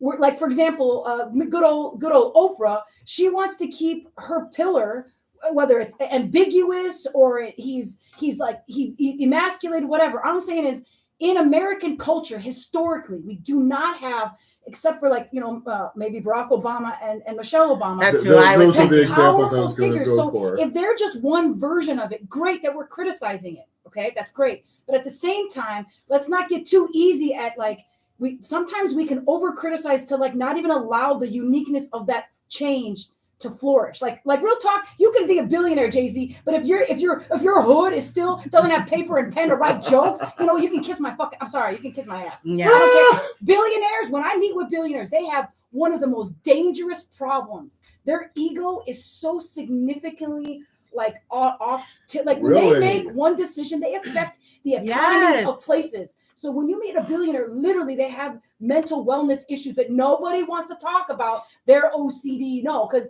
everybody loves success. When you have Larry Bird making shots for 8 hours a day, somebody thinks, oh no, he's a great athlete. No, bro, he's got problems if he's sitting there 8 hours a day doing one thing. Right. One, I absolutely love Michelle Obama, and she's the reason that I decided to like Barack, because if she liked him, I'm like, okay, well, I trust her opinion. I trust that woman's judgment. Now it's worth pointing out with Michelle and Barack Obama that, and she's openly stated, like, he said, I want to run for president. He talked to her. She said, I'm up for this. And she's openly talked about, like, I'm a better dancer, I'm a better singer than him, whatever. They have an equal relationship. But as Beyonce screaming feminism, and I'm not saying Michelle Obama is not a good example of feminism. She made her own money. She made her own career. She has a very powerful husband who she openly views as a fellow human being. And is that what feminism is? That a woman has to take care of all of it on her own? No, hold up. But Beyonce then sings about I'm a feminist as she then strips down on stage and shake her booty for the viewing public, and also her man who's sitting in the audience smoking a cigar enjoying the show. Right, but that might be her feminism. That's her choice. That's her choice. And that's the entire. She has power in that. Yeah, I'm sorry, Mona. Yeah, I was she has agreeing the power with you. to buy the theater, put on the show for her and then husband, shake your ass. Now, and if make she him enjoy values it. that, that's great. And I want to give other options. But our obsession with only one figure, like, especially as a comedian, right? You get deep into Hollywood. What does Hollywood want to know? They want to know who's the next Kevin Hart, who's the next da da da da da, and who's the next da da da da da. Well, that means what? That means there's a filtration system with just a few. You're not actually paying attention to what is comedy or what is a beautiful dancer that can sing amazingly. No, because we want to hyper pump our golden ticket. That's still entertainment in the United States. If you're not paying attention, it's still enslavement. It's still slavery. Every time you see the NFL draft, if that doesn't look like the slave trade, come on. Man. Come on. The first time I saw it, I was so disturbed and grossed out. But you're right, like even in rap, especially late 90s when corporations started getting a hold of it and like forcing the one stereotype, and then we get like tip drill and stuff where their videos are all just straight up like, let's just see women's butts and throw money at it, and that'll be our videos, and that'll be the idea. And then complain about how average women are. Yeah, because and then other women allowing that. You could also say no. You don't need to get that much booty injection and have like what is that, like plastic melted on your butt and taking pictures of it so you get more followers. You could also be like, no man, I'm gonna go learn how to make a cool smoothie. Yeah, there weren't tons of options though. Now, what's scary with our current, especially since we're talking about music, is how much of our current artists are connected to Disney. Like 6 degrees of separation. And back, like something that always surprised everyone about Motown. I'm sorry, I own property in Detroit. Is they were shocked how much talent Berry Gordy was able to find in the Detroit projects. We're no longer finding the talent. We are doing casting calls where someone gets there, signs a contract, agrees to do whatever it is they have chosen to do. Yep. And then they send them down the hall to the guy who molested Michael Jackson that no one wants to talk about. So we can fill out all that stuff. So we can blame everything on Michael Jackson, but not who actually hurt him. That's right. Michael Jackson's a really tragic figure, I think. But it's so okay, much. You just chugged a whole bunch of green, Rachel. What straight up happened? That's Kratom. That's what? That's Kratom. Kratom. I'm glad she said those syllables because I don't know what that means. Kratom. I didn't plan on talking about that. Not to be a scrotum, it's a kratom. Kratom is so it's actually it'll activate opioid receptors, but it's not an opiate. Also, it's a Southwest Pacific, like it's from a leaf. It's a plant, and like workers will use it depending on the strain, like to give you energy. It can help with pain relief. So basically, you guys, a little jar with green juice. Yeah, okay.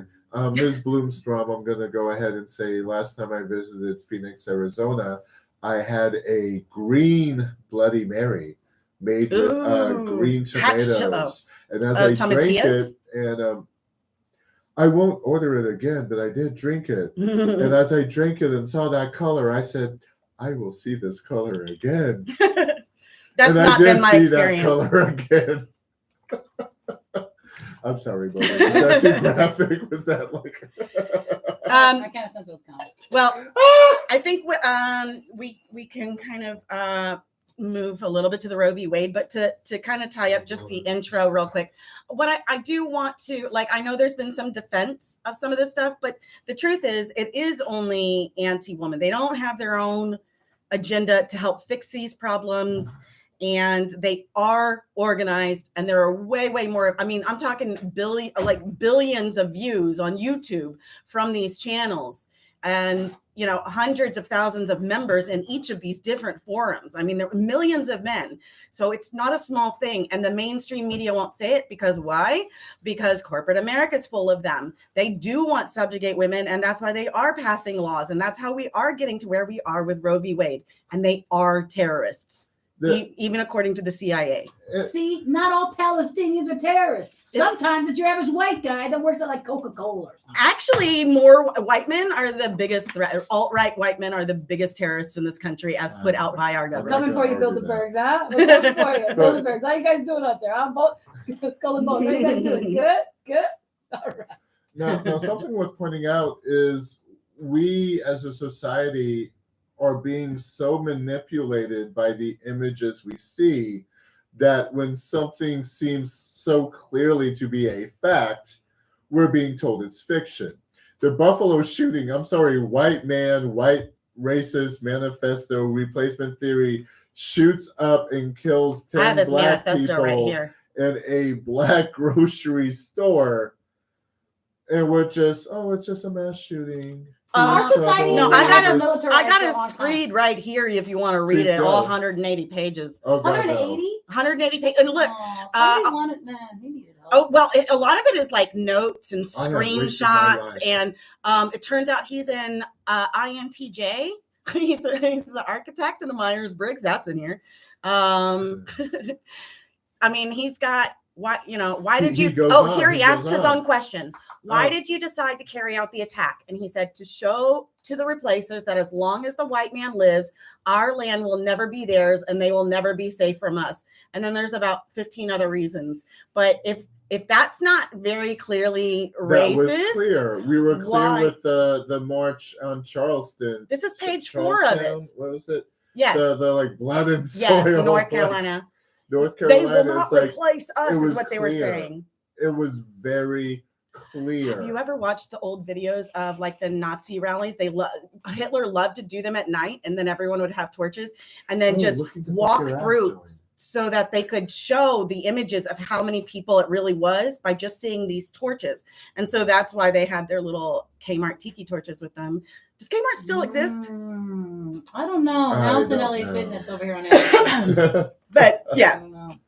It definitely, and this guy's also anti-Semitic. That's in here as well. Insurrection. Apparently, those are just basic tour groups. And when I say these things, I'm being sarcastic, but no one gets it. Which I guess next time I see a rally where police officers are hit in the head with batons, I'll say good start.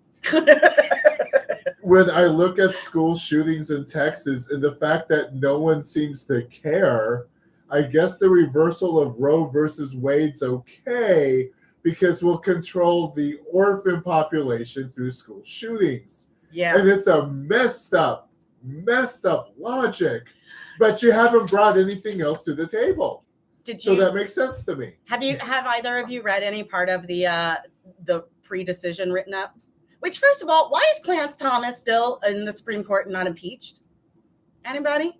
Because it's a lifelong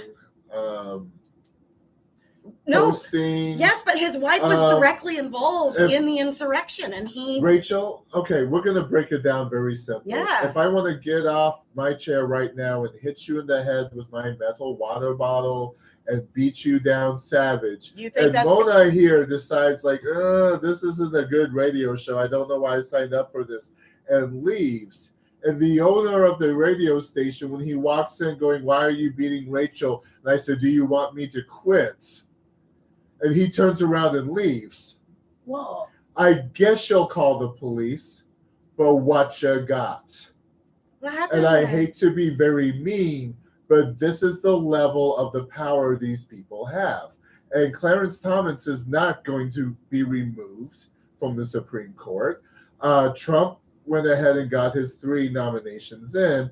And this is how a country loses its identity, with the minority taking over the majority. And we have to recognize, as we complain about Roe versus Wade or kids being killed in mass shootings, is how do old rich white people feel, and how can we cut taxes for the rich? Honestly, I think the only thing that is going to make any difference is a national strike.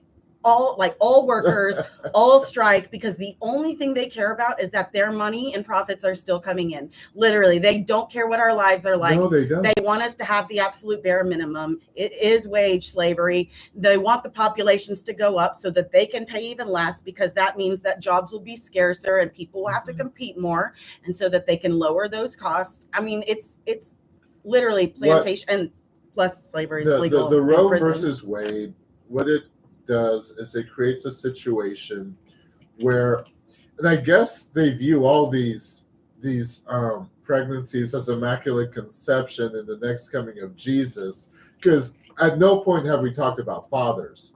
We have not talked about child support from the date of conception, child support from the date of the woman is pregnant. We have not discussed any of that. There has been no push for medical care to help these women. There are no halfway houses to help these women. They better hope they got a good job, and they better hope they have a good job that will cover that's why they maternal care for someone who is not married, or maybe is married. They are very much wanting to force the nuclear family also. And we'll be having a writer come on. She's been doing articles on how the forced nuclear family perpetuates child abuse, and having people who don't know anything about children and forcing them to raise them, especially if you're going to take away abortion as an option. There's a lot of merit there. I don't know as much about it though. She just was telling me about our treatment of orphans in this country. During the beginning of COVID, I got to watch Unsolved Mysteries on Amazon Prime. And in the first season of Unsolved Mysteries, you learn how in the early 20th century, early 1900s, how they treated kids, which, as an example, New York City had way too many orphans. So they threw the orphans on a train, have them travel through rural America, get off on the train. Hey, do you need some farm help? Hey, do you need a new kid? Are you willing to take this kid? And kids got separated, and they would go on from there. Kids were being adopted to be farmhands. That's how we treated orphans. Now we treat orphans by throwing them into a foster system that I highly question if it's helping anybody. It's horrific. Okay, especially when you date someone that went through that whole system and they were in the military. How to deconstruct that level of construction. And he's an African-American kid from the West Side. If that kid didn't decide as an adult to go live in China and almost unplug himself. I saw Antoine Fisher, and have you ever seen Antoine Fisher? No. It's based on a true story, and it's basically like the story you just described. And I just cry through the whole thing anytime I see it. And Denzel Washington's in it too. Yeah, it's a really good film. Well, our culture, even looking back at something like Annie or the musical Oliver, these are orphans. These are kids who have been abandoned by their parents. And I guess the powers that be say, yes, a kid starving in the street or sadly shot in elementary school is preferable than abortion. Yeah, I don't. Have I gone too far? Mona, you're making... Yeah, you're making a lot of notes. Let's see. I want to hear these notes. One of the things I was thinking about is all right, so in Palestine and in a lot of countries around the world, when you go to visit someone in their home, they actually, A, built that home themselves, 2, own the land under the home, and 3, that land isn't actually theirs because it's ancestral. It gets passed down family after family after family. You kind of carve it up a little bit. All right, Grandpa had a lot of kids, so we're gonna have to spread out this land. But each of you guys are gonna get a house. So if when you go to visit someone's property, You're literally visiting them. The reason why I'm like in my head is that at some point, are we not going to notice that the land that we are literally on now, America, has been pulled away from its indigenous tie network. Okay. 2, it's been pulled away so long and corporatized that we can't keep track of it anymore. We don't remember if McDonald's is a burger joint or is it a real estate company. And 3, just how many powerful forces have been brokering and bartering the land through sales and like there's just a lot that goes on that we as American citizens have been so detached for so long. Do we even know where to find like the Bill of Rights and actually read it again? That's another thing. They're getting rid of cursive in the schools. I studied handwriting analysis for a while. Yeah. And kids cannot read the Constitution. They literally don't know what it actually, they can't read any of these original documents. Yeah. They're just taking other people's words for what they say. So the education that we're now with then is actually cruel and unusual punishment. We're putting kids in a system, basically it's an industrialized space with no root or spirituality. Because remember, for all you guys say about Muslims, and I'm Muslim, we're not shooting each other up in schools, right? You call us terrorists? We're not shooting each other in schools. If anything, we're the ones next to you idiots helping you with your math homework, all right? So there's a lot of change that needs to be happening. And if 5 of the next 10 people I see are just somewhat committed to change, even if just their own change, not having a bunch of bags on bags, and then you go to the grocery store, you're like, all right, no problem, I'll get another bag. You can bring one of your bags of bags when you go to the grocery store. Just that, you little shit. Like you can just do that. It's just we're so individualistic we're so in this not connected to each other, and like so anti-community. Like I can't understand. Like it is. So I think it was Thomas Hobbes who was talking about the reason a lot like society, we choose society is not because we're communal. It's because we are individualistic and we want life to be easier for ourselves. So in order for life to be easier for ourselves, we work together within a societal function. So even if you do still believe in individualism, like it still benefits you to participate and be a part of a functioning society in order to alleviate the burden of your own life and like self-sustaining yourself. So like when you have people who are just showing up and like, I'm not going to get vaccinated, like why? That is against your own self. All right, Reese, it's against your own self-interest. Yeah. It's crazy. That's not a normal way to think. Right. And also I'm surprised. I was born in 79. All right. I feel like the 3 of us are somewhat Gen X. 82. Right? I'm the Xennial. So I got one foot near you, and then he's the millennial. So real talk, I'm surprised I made it. Right. Some of the things that were going on in the 80s, like real talk, kids getting kidnapped. I mean, come on, like keep kids off drugs when our presidents are sniffing crack. Meanwhile, get out of here. All I learned so from much confusion permeate. And then that was the era where they were marketing to kids. And remember, kids don't go to work and they don't got jobs. How are you going to tell me I got to get a pound puppy every 3 minutes? All right. Right. And 2, they're hyper sugar, hyper colors. There's a lot of us. And then here's the best one. Hey kids. Guess what? We got an astronaut going to space and she's a teacher. Why don't we bring her? Oh my God, I watched that live. And just sit there and watch as our dreams were blown up in our face. And we're like, nah, we're okay. We don't got PTSD. Fuck out of here. Yeah. My teacher did not let us watch it live. A teacher from a fellow class room had to come over and tell us. And then we had to watch it on repeat. We see the Challenger, and then we go see the Berlin Wall. Then we see this, and then OJ. Then we start building walls. And then we're not going to pay attention at some point. We got.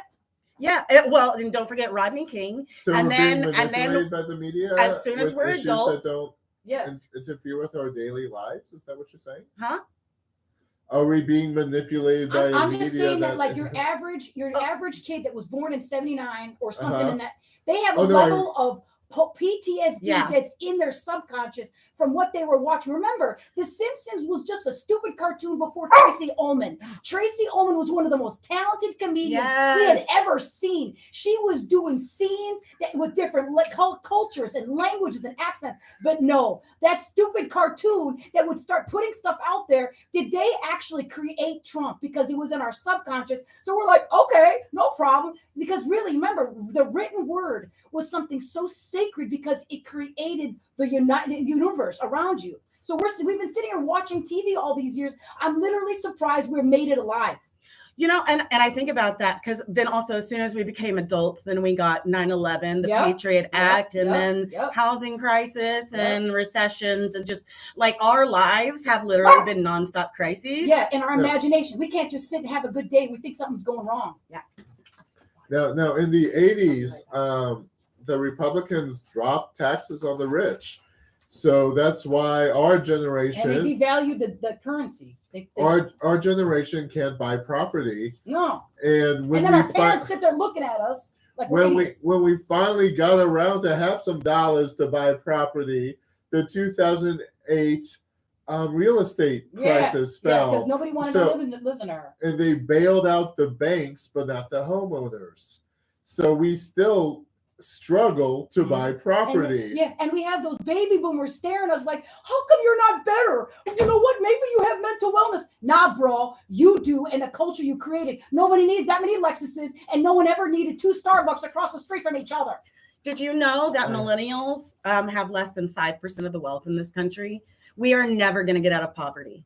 They're never going to let it go. And by the time boomers let it go, Gen Z is already there to take up all the jobs. And it's not even real. It's not even real. Like, that's the thing. Yeah. You know, Mr. JC walks around like he's actually got real stuff. He actually has one of the worst addictions to celebrity. It's a chemical impact on the brain, celebrity. When all these famous people are going to have to, I don't know, start learning how to paint a wall and be normal again because that money isn't real. It's not real. It's like just because some Russian guy's got a big dumbass yacht off of Odessa. I'm okay with the sky nuke, get in the electric pulse and erasing all of our computer systems and money. I'm all right with that. No, you're mentioning a lot of this media overdrive, and Mona, you're currently on your phone. Rachel, your phone's in front of you. One of my phones in front of me, and the other one's right next to me. The Challenger disaster. We were all in elementary school, give or take. Yeah. So either Mona, you were watching it. It was traumatizing. I was, yeah. Yes. Right here in Chicago. First grade. I'm sorry you went through that. My school did not. Were you here in the States? I was in the United States. Oh. My particular teacher did not have us watch the launch. I mean, we Sally Ride, right? That was her name. Sally Ride. McAuliffe. Sally McAuliffe. Thank you.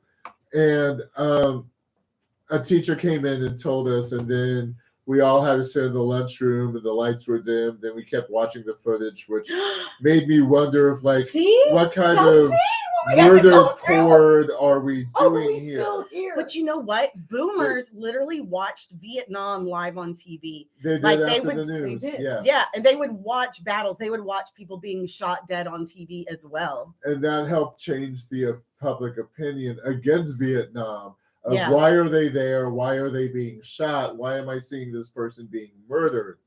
The O.J. Simpson, again, it's and this is where my foreignness comes in of he's some football person that my family didn't watch sports, especially not football, because it's called soccer. Soccer. Football is called soccer here in the U.S., but it's for football overseas. Anyway, but people got worked up, but I do remember where I am when the OJ verdict came out. I was in Germany. So how is this media manipulating us? And again, back to the Kardashians, it's like, why do I know about this woman? I can even talk about a couple years ago, and those were called brighter days, where I apparently went to an office and talked to 2 of my coworkers. And one of the coworkers who had worked for the company 17 years and learned we're going to lay you off first. God bless America. We don't have company loyalty.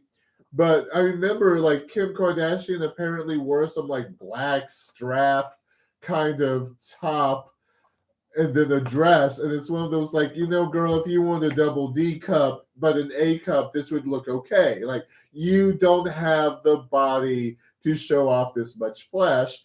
But instead, she just walked out and she all undulating with her boobies all about it. We all see them. And it's one of those like, why do we know these people? And how are we being manipulated? And we have to look at the flip side that Tucker Carlson and Fox News have high ratings, and people are watching that and viewing it as something like, Putin never called me a racist. It's like, well, he doesn't speak English. He's Russian, and I don't know him personally. Yeah, he's not insulting you because you're helping his quote on Russian TV. They called Trump his partner, Putin's partner. There have been meetings or like conferences where the right wing is saying, "Hail Putin, go Putin." I mean, like, and these are Americans, and yeah, you're right. It's because he's not calling them racist. It's because he's tapping into them to help destabilize the United States. Strongest military and the world's strongest media grasp gets together with another country's stronghold over people, and they decide we can control and power you. And it's one of those things we have to recognize during the whole colonization, which is a word that has taken more power in the past 20 years of colonizers, that we were dealing with people from England, France, Europe, going someplace and saying, oh, we're here, this is our place now. And while we recognize the United States treatment of the Native Americans, that they've since changed names multiple times, and that's what they've done to the African American Black community. Let's change your name so you argue amongst yourselves instead of realizing what the actual argument is. Spain really wiped out South America and the indigenous people. Spain really wiped out the Central American, and that's why all of them speak Spanish. But again, we're not recognizing this as a society, as a culture, and what are they doing and what's going to happen? And apparently the belief is the Republicans will gain power of the Senate and the House of Representatives in November, which means the January 6th commission is gone. And it also means that Roe versus Wade, whatever hopes you had, are gone. Speaking of the Insurrection Committee, the Department of Justice recently subpoenaed them for their interviews, which there's over 1,000 interviews, and they still won't turn anything over. And they have been asked by multiple state agencies and local places because they want to arrest people, because Department of Justice so far has been mostly focused on the lower level people who were there, not the higher level people. And by the way, the Insurrection Committee cannot press charges. So why are we leaving this solely up to them? And they won't release any of the information. And I'm so sick of federal courts getting to keep the media out, because if we need to hear about any cases, it's those. It's literally affecting how we still vote and who's in power and shapes the country. And we need to know which ones were like super supportive of the insurrection and trying to overturn democracy. Because frankly, there's a lot of fascists in this machine at this point. Let's go ahead and take a moment and inhale and exhale. Mm-hmm. Mm-hmm. That's easy for you to say. I mean, if you're not mad, you're not paying attention. January 6, 2021 had ended with Mike Pence hanging from that noose, with Nancy Pelosi beaten to death in her office, Mitt Romney beaten to death in the hallways. And by the way, they got really close to these people. Yeah. And they had chosen Trump was now president. What would we have done? Would we really have taken to the streets? Would we really have fought this? No. America's so simple. I feel like I don't know. I feel like the military would, because they were already having resistance to Trump inside the military. I used to be in the Navy. Elected official will have resistance. Yeah. So I used to be in the Navy, and it's not. I think at that point, They don't really need the next elected official. Once you have something like that, I think that the admiral of the Navy and 5-star generals and stuff, I do think that they would intervene. We would? are Yeah. I do. We- I think so. That's good to know. we I are think so. all fairly left leaning here, I'm like very left leaning. but Lefty, left.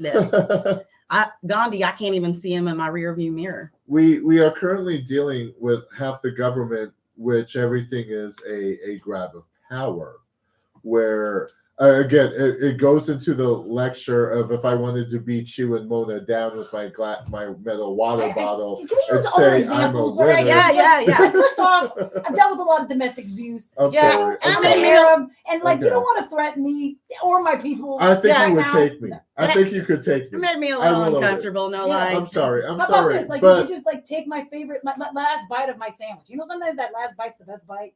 Yeah. That could be the thing you do. Or if you take But- the little but no, pieces we're- of we chips are out of my Cool Ranch dealing- Doritos, I want those pieces. Yeah. I Oh, love the last part. Sometimes But- I'll crush it up a little bit so they're all little Yeah. pieces. I apologize for that example, but You're we are dealing with a group of people that if I have the power and I can beat you down, I have won. I don't view anything like Yeah, I said they're before still- as winning. Mona, I am glad to see you. Thank you for doing this show, and I very much appreciate your opinion. Rachel, thank you for having me on your pilot episode, and I respect you, and I definitely appreciate your opinion. Your driving scares me, and I've learned to just write it out. Oh, we haven't even done road rage with Rachel. There's a little segment for me. So- Yeah. That is me You wanna write my stating ditty? as a knowledge of just because I'm physically powerful, just because I can make you feel less than, doesn't make me better, doesn't make me the winner. It just makes me the person who apparently was that jerk. Yeah, it's But- actually a pretty old school primitive thought that might is right. Like that idea which exists on the right where if we could do it, we if we're stronger, that makes us better. And that is just the stupidest, most immature It's ideology. dumb, but that's where we are right now, because currently with the Republicans, when they had a chance to do something to increase formula available, they voted against it. They did. I can't believe how many people don't realize that. They're like, only Republicans care. Republicans voted against millions of dollars to help. But let's be honest, though, Biden was slow to respond to receiving formula from Europe, which is an issue too. I'm so mad that we ended up with Biden. We didn't want We should have Biden. had Trump. No, we should have had Bernie. That's who we really wanted. And then we didn't even get to vote for. I feel bad for all the people in the states who had sent him money and then did not get to vote for him. To me, Bernie's a coward now. And I'm sorry if you're a Bernie lover, but you don't abandon the people who are supporting you. And that's what he did. He abandoned them. And then he's like, well, tough times right now. Yeah, tough times. And we want you. That's why we're giving you money. I don't know. It's all a mess, and Yeah, it is. unfortunately, okay, go on. Did you read that article I sent you about SCOTUS on prisoner protections? I did not. Please So the Supreme Court this week also voted 6-3 about if a person is in prison in a federal crime and even if they can prove their innocence, but they got convicted because they had a crap lawyer, they can't use the bad lawyer excuse to get an appeals case. They can literally stay in life for prison or on death row for crimes they did not commit because they're no longer allowed to appeal them. They literally, it's so draconian. It's horrifying. The prison system came about more extensively once they realized they could no longer openly enslave people of color. Yep. And thus the war on drugs. Overnight. You smoked weed 3 weeks ago. We have to arrest you now. Yeah. Overnight, after the 13th Amendment was put in place, the prison population went from 95% white to 95% black. Almost overnight. And we have to look at the people who are saying this, which was, I believe, Sotomayor commented of it's snake eating its tail argument, like, I didn't have a good public defender. I'm in jail for a crime I didn't commit. I can prove I didn't commit it. Well, you already had a public defender, so here you are. Cheers. Yeah, you were too poor to get a good lawyer, so now you're owned by the state for the rest of your life, and you're prisoners free allowed labor. To vote? No, not if you're convicted of a federal crime. That came across about Reagan again. I keep mentioning that man's name. He's probably right here with you. The only thing that good about trickle-down economics is the poor didn't get pissed on. If only that were true. If only. Yeah, no, things are really bad right now. And I don't see, seriously, short of a national labor strike, us being able to accomplish anything. They don't care. And, you know, I was caught in that first riot that happened downtown during the George Floyd protests. And on the Friday night, they trapped us downtown. They opened up all the bridges. This was on Lori Lightfoot's idea. And then literally released like stormtroopers on us, just throwing smoke bombs and flash bombs. And like, and the only people I saw with spray paint were white guys and setting trash can fires. Of course, the guys who came from Indiana, as we all know. And I may or may not have found a pair of Versace sunglasses on the ground. But, you know, sometimes... He's your friend. But no, seriously, like they don't care. We protest about something righteous and they release all the military gear they have on us. You hit the nail on the head, unfortunately. And I got to reconnect with a friend of mine recently. First time I lived amongst white people. And I have the photo of me living my kindergarten picture in Window Rock, Arizona, 42nd and Post, Indianapolis. My family moved to the white people when I was 15 in Parker, Colorado. And when I spoke with a friend, thankfully she reached out to me. Things have been rough. And we talked about the bullying. We talked about the attitude. We talked about the overwhelming powerlessness of, I kid you not, there was one time I had an issue with a fellow student.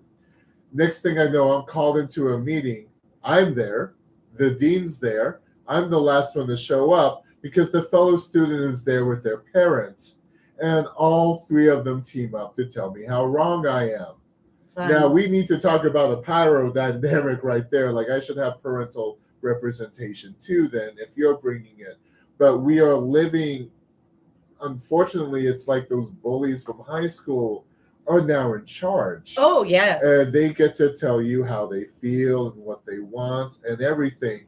And I know I said the really bad joke of with the reversal of Roe versus Wade, maybe Grubhub, Lyft, and Uber should offer some safe haven benefits. I mean, definitely. Where we will pick up your newborn child and drop it off at the hospital because you can legally do that. Is that now the answer to abortion? Because I have no problem helping revving up the I orphan will say quotient. Anybody from a state where they are not able to get that they suddenly need to go camping or couch surfing.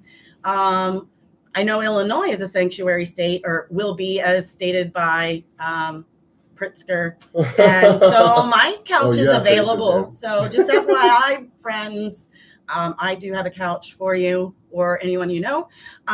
Though we are getting close to the end of the show, Mona, do you want to? Did you have anything in your notes left? Because you know you're getting Stan over here. No, I just I think we had a lot.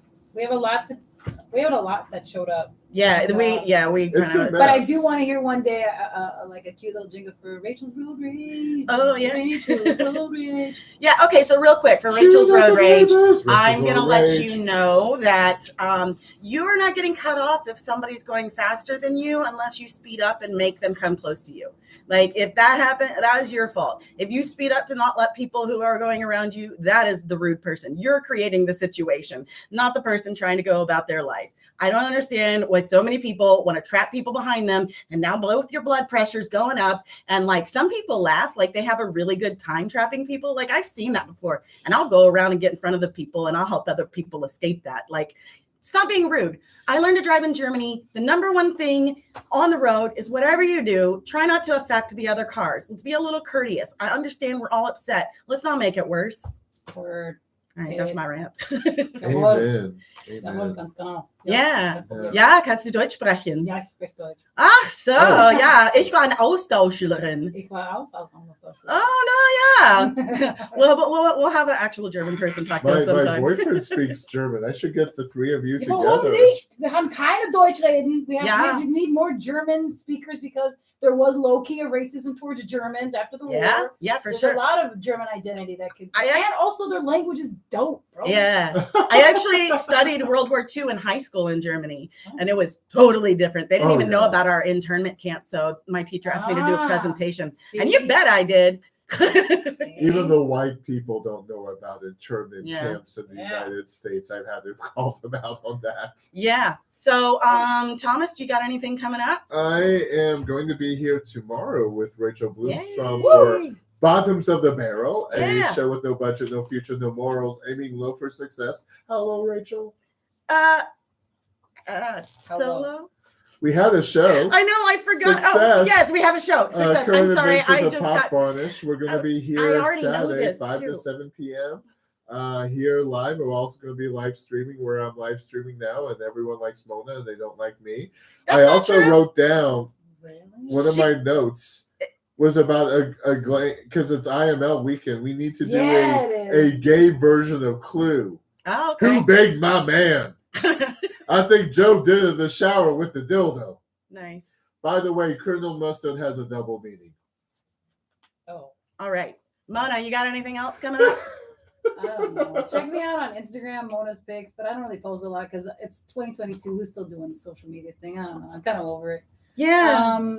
Like I got a lot of cool stuff, but I'm not sure anybody really cares. Yeah. I mean, if you want to really tell somebody your social media, and I would be happy to have you come back. MONASPIX. If you send me messages on there, I'll respond. Facebook, Mona Comedy, but like I can give you my cell number. I might respond, I might not. I could care less. I'm not gonna put my stuff out there for free for no reason in hopes that somebody will like me. If you know my number, you like me, cool. If not, No one likes go on social media. Maybe I'll Oh, make it Thomas. You sound like an I'm on incel. Facebook and Twitter. Thomas Bottoms. Come Doesn't he have a great find me. name? It is a Come great on. name. He needs his own sex line toy. Yes. Come on. He needs it. Yes. And so today, closing, I plan on having local musicians and their music as we close the show.